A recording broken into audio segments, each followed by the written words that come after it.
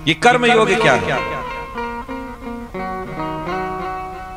कर्म के साथ साथ क्या जोड़ दिए? योग जोड़ दिए। योग का क्या मतलब होता है? जुड़ना, मिलना। जो कर्म आपको भगवान तक पहुंचा दे वही है कर्मयोग। क्या आप जो कर्म कर रहे हो वो कर्म क्या आपको भगवान से जोड़ रहा है? अगर वो कर्म आपका अगर भगवान से जोड़ रहा है तो वो कर्मयोग।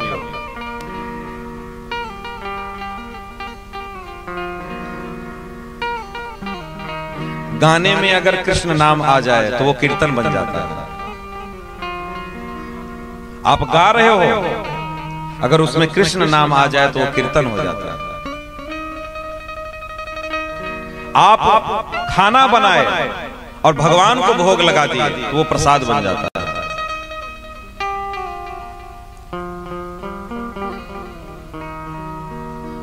आप कोई भी कार्य करें, किसी भी प्रकार का कार्य करें, अगर वो सतमार्ग का कार्य है और वो उससे अगर जीवों का कल्याण हो, अगर वो निस्वार्थ भाव से प्रभु के लिए किया जाए तो वो भक्ति हो जाती है।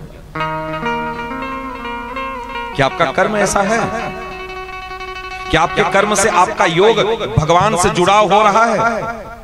आप देख लो, आपको खुद ही पता चल जाएगा।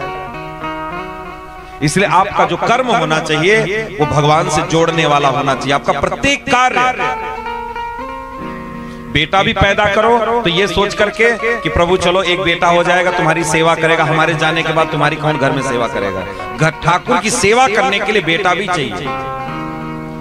पैसा भी हमें रोज कमाना है, व्यवसाय से, दुकानदारी करके, कृषि करके, कुछ भी करके हमें पैसा भी कमाना है। तो यही सोच करके कि प्रभु 2 रुपए मिलेगा तो घर में तुम्हारी सेवा चलेगी।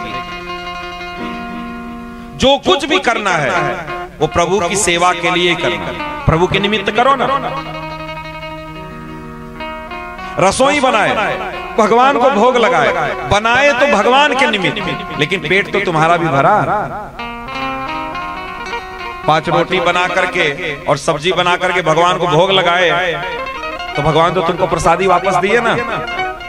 तो बनाए तो किए तो तुम भगवान के लिए, लेकिन उसमें तुम्हारा भी तो काम निकल गया। इसलिए भगवान की सेवा में लगो, तुम्हारा तो जीवन ऐसे ही निकल जाएगा, ऐसे ही निकल जाएगा। परेशान होने की जरूरत नहीं, सोचने की जरूरत नहीं। इसलिए कर्म भी करना है तो संभाल करके, ऐसा कर्म भी नहीं करना है कि तुमको भगवान से दूर ले जाकर के पटक दे। बहुत सारे कार्य जीवन में ऐसे हैं जो भगवान से दूर उठा करके ले जाते हैं, कर देते हैं। व्यक्ति समाज से दूर, अपनों से दूर ऐसे हो जाता है। तो कर्म ऐसा करो जिससे भगवान प्रसन्न हो, जो भगवान से जोड़ने वाला, जो भगवान से जोड़ने वाला। ऐसा कोई हमको जीवन में कार्य नहीं करना चाहिए जिससे भगवान से जुड़ाव ना हो सके।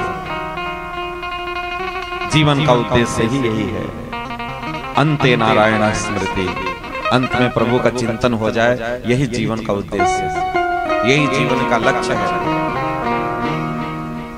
यही जीवन का लक्ष्य है और कुछ भी नहीं।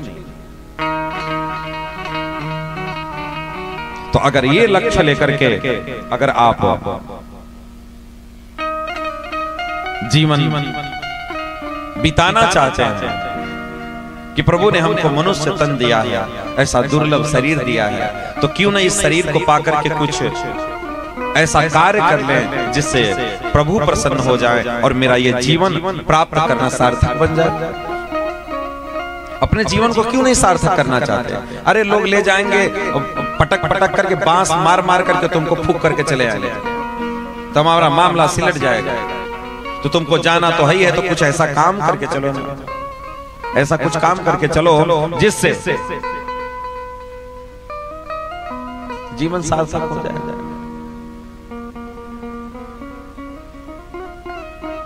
इसलिए अगर जीवन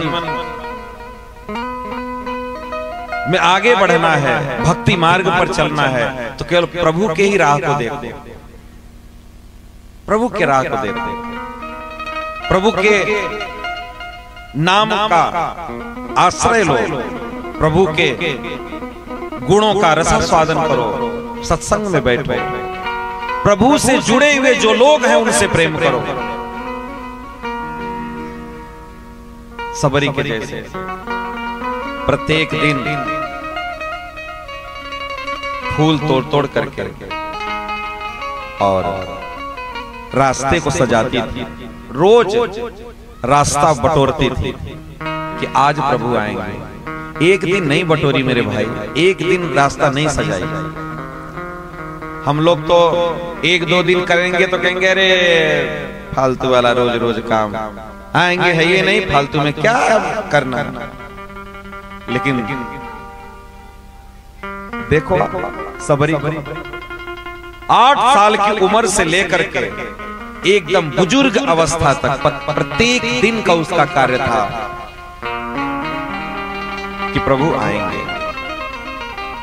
उसका विश्वास ही प्रभु को खींच लाया उसके दरवाजे पर। विश्वास करते रहो, बस होगा नहीं होगा क्या होगा पता नहीं है, लेकिन करते रहो।